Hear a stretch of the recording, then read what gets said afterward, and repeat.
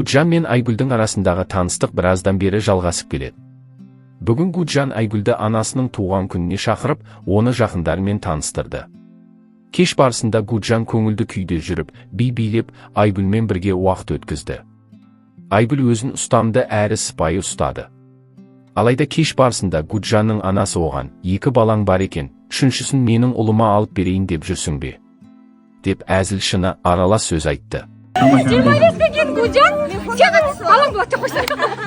Бұл сөздің астарында Айгүлді келін ретінде қабылдағысы келмейтіні байқалды. Күлкі араласқан осы сөздің астарында бір салмақ жатты. Бір сәт тыныштық орнап, Айгүлдің көзі жерге қадалды. Қысылып не дерін білмей қалды. Сол сәтте бәріміз сездік, бұл жай әзіл ғана емес. Ана жүрегі шындықты астарлап жеткізді. Айгүл үшін бұл сөз жүрекке тиді ме? Анасы оны келін ретінде қабылдауға әлі дайын емес секілді. Өмірдің өз қиындығы бар, Айгүл болса соның бәрін еңсеріп келе жатқан мейірімді ана, нәзік әйел. Бірақ кейде қоғамның, отбасының, әсіресе аналардың ішкі қабылдауы бәрін шешіп жатады. Гуджан бұл жағдайға байыппен қарамады, анасының сөзіне де, Айгүлдің көңіл күйіне де мән берген жоқ. Оның бұл әрекеті Айгүлге деген сезімі шынайы емес екенін көрсетті. Кездесудің жалпы атмосферасы жылы болғанымен, бұл кеш Айгүл үшін шынайы қабылдаудың жоқ екенін байқатқан, салқын шындықты сезінген сәттердің бірі болды. Айгүл мен Гуджанның таныстығы бір нәрсені дәл көрсетеді, бұл бәрі тек хайп үшін.